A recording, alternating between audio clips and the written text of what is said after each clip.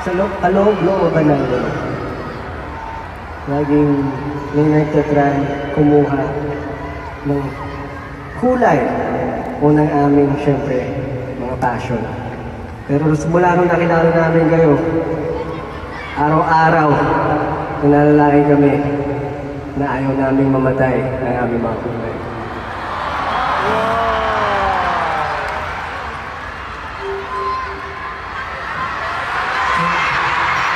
Kasi doon, katulad doon, mga life challenges na tinatahak natin, ating lahat, hindi natin yung malalagpasan kung hindi dahil sa mga taong nakapaligid sa atin. Sa mga kaibigan natin, at lalo syempre sa mga tumatayong magulang natin.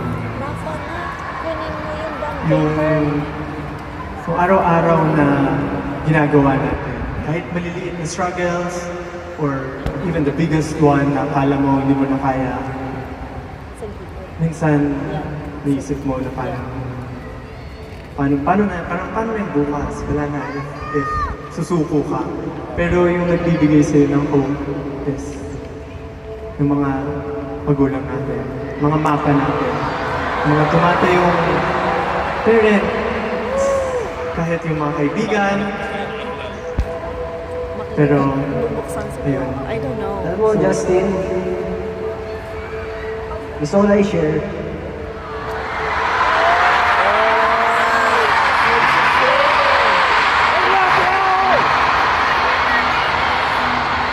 Kasi nandito po ang aking nanay ko.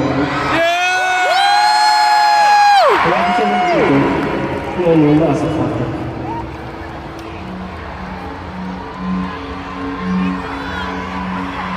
Pero for the first time,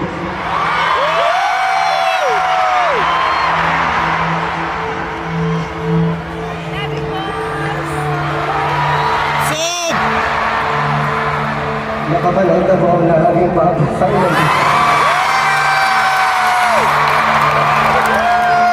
Sa totoo lang, hindi ko po alam paano i-perform ito sa akin.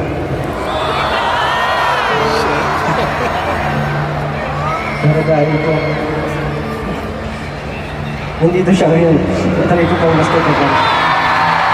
Oh my gosh! Alam ko sa tingin na, kung kayo din, broken family, I hope, hindi pa ang huli para sa inyo. Pero kahit pa paano, mabuo ng mga peace sa buhay niyo. Para po sa lahat ng ating mga mapa, para sa inyo po ito. Oh my